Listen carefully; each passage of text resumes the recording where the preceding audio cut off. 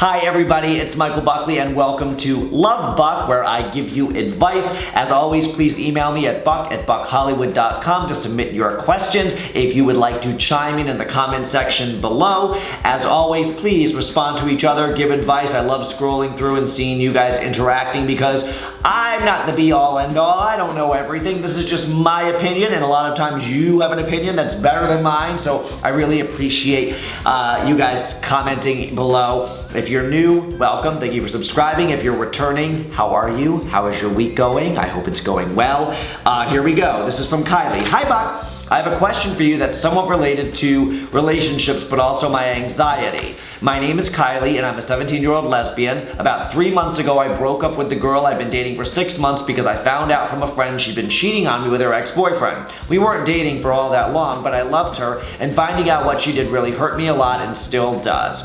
Anyways, right before we broke up, she started working at Whole Foods, which used to be one of my favorite places to go. There's only one in my area, but now I feel like I can't go there because I might see her and her boyfriend who works there as well and have a public breakdown. I get a lot of anxiety even just driving by the place where she works or hearing people talk about it. I want to know if you think being so afraid is feeding my anxiety, or should I go if I would just go if I want to go and continue avoiding that place because instead of putting myself in some kind of danger. If you can't include this in the video, I'd love your email. No. So Kylie, good question.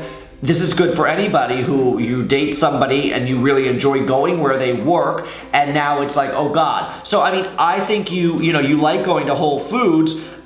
It's up to you to weigh the pros and cons. Is it worth going to Whole Foods? I would bring a buddy. Like, I wouldn't go alone. I would go in, I would say to a good friend, hello good friend, I'm having a bit of anxiety about going. I really don't want to see my ex-girlfriend and get uncomfortable. Can you please just go and keep me company? I think the buddy system is going to be your best bet here.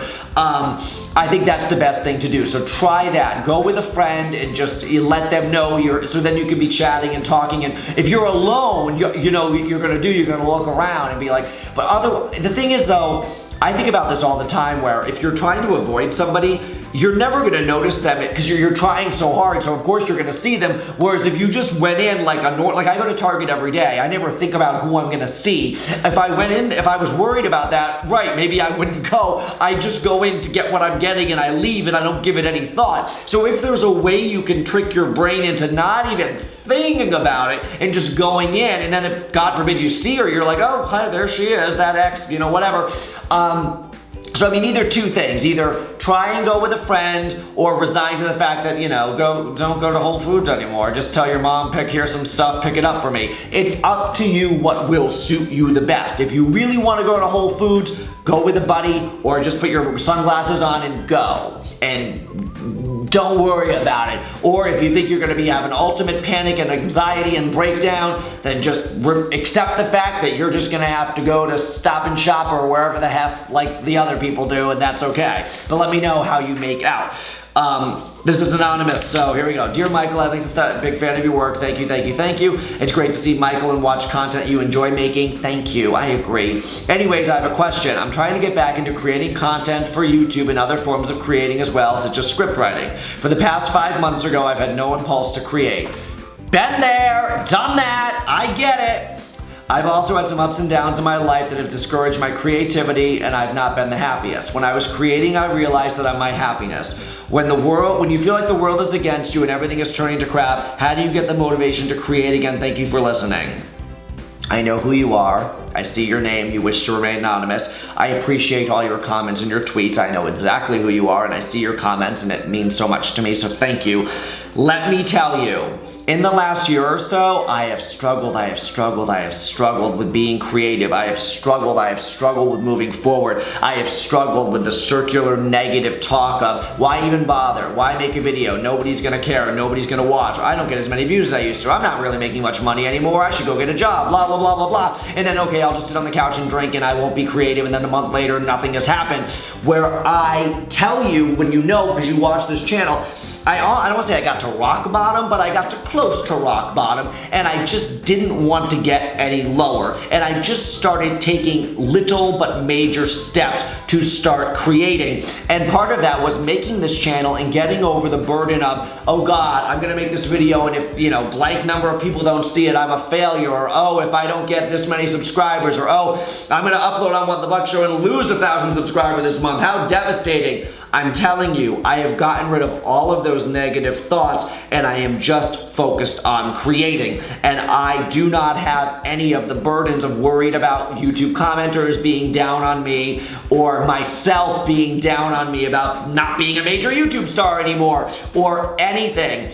I just am enjoying creating content that I enjoy watching. So like when I watch this back in a month, I'll be like, you know, I enjoyed that I gave advice because I know I'm good at giving advice. I would cringe at some of the What the Buck shows in the last couple of years because I knew that I was just kind of going through the motions, and that wasn't creative. That was me just beating a dead horse. Even last week when I made a casual What the Buck show, it felt so good because it was just fun. Like I didn't feel like nervous or burdened or expectations. I don't know. It's funny how with anything, once you release all those negative thoughts and you just, I don't know, I feel so much more open, I feel so much more free. So I hope you can get to that point because you realize that when you're creative and inspired, you're happier. So it's kind of like you like to write scripts, start journaling every day, start writing, just get in the habit of writing, get in the habit of creating, get in the habit of seeing gratitude and joy in every small thing, because it's tough because when you're in a rut for 5 months or a year or plenty of years, you only see like blah. Whereas when you start every day, it's like, oh my God, I'm thankful for my home, thank you for my car, thankful for my Colin, thank you for, you know, my office and this, I repainted this room and that brings me joy, and I'm thankful for my glasses, and I'm thankful for my health, and I'm thankful for whatever. And it just, I'm telling you, the more you live in the place of gratitude and thankfulness, the more you will be like, I'm ready to get to work and to be creative, to inspire. And I mean, your creativity is just yours. So I'm telling you right now, you can be looking at other YouTubers or other authors or other actors, and you can spend your entire life lamenting the fact that what do they have that I don't have or whatever, or you can just get off your butt and get to work on creating the best version of yourself and the best version of your content for your YouTube channel that you are capable of. So please do that. Not taken seriously after coming out. Hi Bob, hi, my name is Brianna, I'm 18, bisexual. I came out to my mom 6 months ago and I felt strange about it ever since. She wasn't mad or anything, but I feel like she didn't really believe me, especially since she said, well, let's see who you end up with first. That's typical, isn't it? Granted, I've never been in a relationship with a girl, but I know that I've been romantically interested and attracted to many girls before. I honestly don't think that the fact that I haven't dated a girl has anything to do with my attraction or interest to them. I agree. I love my mom, and I know that she's not against the LGBTQ+ community, but she's not educated on the LGBTQ+ issues and doesn't understand what a big deal it was to acknowledge this part of myself. I also think that she may not completely believe me because she unintentionally bases some of her expectations on how my older sister was at my age. My sister said she was bi at one point, but since then she said she was just experimenting and is now engaged to a man. I'm wondering if because of that my mom thinks it's just a phase for me too. I guess my question is, should I try to talk to her again, even though I haven't dated a girl yet, or should I just wait until I actually date a girl? One of the worst parts about this is, I honestly don't think my mom even remembers my coming out to her, and I want her to take this part of myself that I was questioning for several years more seriously. Do you have any advice on how I can approach that conversation when the time comes? Thank you so much in advance. I think, Brianna, you've got this. I think you're completely right. You're so rational about this. You totally get it. You love your mom, and you just want her to acknowledge this. And because you do have a sister who experimented, your feelings are totally justified. Like, oh, my sister went through a phase, so she thinks I'm going through a phase. And so you know what? I think there's nothing wrong with coming out to her again. And you can even show her this video, and I will tell you, I will address her right now. Hello, Brianna's mother. My name is Michael. Brianna came out to you and you said to her, well, let's see who you end up with first, which in a way is dismissive, because it's your way of saying that, well, I don't really know if you're bisexual, if you end up with a, and she knows that you're fine with LGBTQ issues, and you did have a daughter who did come out as bi, curious, experimenting, and now is engaged to a man, so perhaps you have that in your head. But I'm telling you right now that your daughter Brianna is bisexual. She has come out to you, she loves you very much, and she just in a way wants to re-come out to you, because I think she just wants a little hug and a little, not a let's see who you end up with. I think she would like a little hug. Of course, that's okay, and I love you no matter who you end up with, rather than let's see who you end up with. So I am re-coming out to you on behalf of your daughter, and I just want you to give her a hug and tell her how much you love her, and that's the end. So Brianna, yes, re-come out to your mother, and I'm happy you can show her this if you would like. This is potential spinster looking for love. Hey Buck, big fan since 2007. Thanks for the laughs. You're welcome. And some tears recently. My name is Bree. I'm 22 years old, starting a new chapter in my life after college.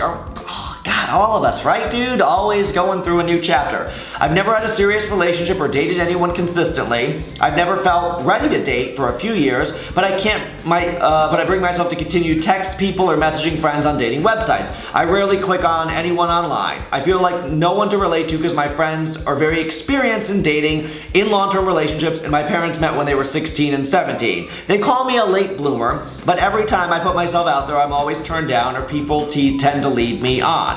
My parents constantly comment on my lack of relationship status, and it makes me feel worse because I know they just want to see me happy, and me looking unhappy makes them unhappy. My family and friends tell me I have a fun personality and easy to get along with, so it makes me self-conscious about my weight. I'm almost 50 pounds overweight. And that's the reason my feelings are never, and if that's the reason my feelings are never reciprocated. Even though I'm a very confident woman, I get attention at bars, social events, but nothing culminates from this for various reasons. I've had a long history with anxiety and depression, and though it's being taken care of, I'm worried that this is a factor in my love life. I'm happiest on the move and doing things and connecting with people, but being 2 hours away from most of my friends and not clicking with anyone on a romantic basis is bringing me down even more. I'm definitely ready for a relationship. I just don't know where to go from here. I'd love to hear your thoughts. All my love and hugs, Bree. Hi, Bree. Cool. All right. So you're just out of college. I get it. This is challenging because you're new. Everyone feels 2 hours away and you're not connecting with people. I mean, you're gonna have to be a little more patient about this. Because you are kind of in a new transitional period of your life. So to go from college to boyfriend to marriage to whatever, I think you got a couple years in you of just figuring it all out. And but I'm telling you, your anxiety and depression are as much of an issue as you make them. If you are being treated for that and you have gone through therapy and you've got that under control, I think you're good, because I think a lot of YouTubers really suffer from anxiety and depression, are in very, very successful relationships. So please don't let that be an obstacle. And also, being 50 pounds overweight, again, let's talk about that. There are plenty of people who are 50 pounds overweight who have wonderful relationships. So again, you've got this fun personality, you're easy to get along with, and you happen to also be 50 pounds overweight. Now, talking about weight is something that, you say you're confident and you get attention, if you were worried about your weight and you're saying you're 50 pounds overweight, if this is not the weight you'd like to be, then again, I'm one of those people who it's like, I'm all you do you be body confident. Of course, I'm a big fan of Megan Tonjes and body positivity and all that stuff. But if you would like to lose weight, by all means, and you say you're self-conscious, if you want to lose weight, my advice to you is I think you'll start feeling better about yourself if you make these efforts. I feel right now you're in a this is the best time for you to kind of reinvent yourself. You're 22, you're out of college, it's a new life. It's so silly. I made a video last week about getting new glasses and growing a beard and just having this need to alter my physical appearance because I feel like a different person. So maybe that might be losing weight for you, maybe that be getting a new hairstyle for you, but I'm just telling you, there's something about that when we see ourselves a certain way, sometimes we just need a little change. So I mean, that could be weight loss, or that could be dyeing your hair or whatever. But I think that, don't get discouraged. I think part of being 20, I was like, when I was your age, I was single, I was out of a long-term relationship, and I spent the next 4 years, dating, bluffing, not, and sad because I couldn't find somebody to date, and, felt like I was going about it all the wrong way. And so that's the thing, it's like when people ask questions about how to date, there's no easy recipe, because some people are like, they have great luck on Tinder, some people go out and they have great luck at bars, and some people seem to have no luck at ours, so they're like, what the fuck am I doing wrong? I'm telling you though, when looking for love, you can't be discouraged. You just have to be present, you have to be open, you have to understand that the universe has a plan for you, and when it's the right time for you to attract the right person, you will. I knew all last year, especially when I was just getting out of my marriage, that I was not very dateable. So I remember thinking, dear God, please, I did date a couple men, so wonderful, wonderful men, and I just knew it was the wrong time because I was just out of a marriage and so wounded and so, so I know now that, and I knew then too, it's like, but I didn't know at 22 that, I would meet a husband at 26 when I was ready to meet a husband, or, so you never know. So my advice to you and everybody who is sitting at home thinking, I'm not doing enough, I'm not doing it right, there is always more you can be doing. You can always make a little more effort to put yourself out there. It's kind of like we're all like comfortable here, and I advise you all to just take that little extra step to get outside your comfort level, because then you're kind of like, I really went for it, And I don't think it's disappointing when you go out and don't meet somebody, or I don't think it's disappointing when you're on Tinder and nobody swipes you. I think it's like, I'm putting myself out there, I'm throwing it out there, I'm making myself available, and the right person in the right moment will find me and think that I'm just right for them. And that's what you should be thinking as well. So don't be so hard on yourself, and don't use, oh, I'm overweight, or oh, I have anxiety, or oh, I promise you will figure it out. So just be patient and gentle with yourself. I always tell people too, I know this is so old school, but it's like, really try and get involved with activities in your area, whether it's church or a bowling league or hiking or a Zumba class or a, figure skating, learn to skate, something that's an activity where you can be around like-minded people, because I think that rather than a bar scene where everyone's just kind of drinking and being an idiot, there's something about doing an activity with like-minded people that I think you're more apt to find somebody to kind of connect with as a friend or date. So, that's just some general advice. I think I'm gonna stop for today. I've certainly enjoyed our time together. I hope that I've been at all helpful, and I look forward to chatting with you next week. Thank you for submitting your questions. Thank you for trusting me, and by all means, weigh in the comment section below and give these wonderful people advice. And as I say every week, onward we all go. That's doing the best we can do, one foot in front of the other, trying to figure out this thing called life. I respect you, I appreciate you, thank you for subscribing. Please tag a friend or post this on your Facebook if you'd like to share it, and I will see you next week. Mwah. Sending you so much love and gratitude and tight hugs. I don't want to be so dramatic, but I feel like I need to see myself differently. I feel like I've looked the same since like 2002 or 3, same hairdo, same glasses, same face, and I don't know, like I want to look in the mirror and I feel like I'm changing and evolving and growing, and so part of growing a beard was like I look at myself, I'm like, oh, it looks different. I kind of like, there's a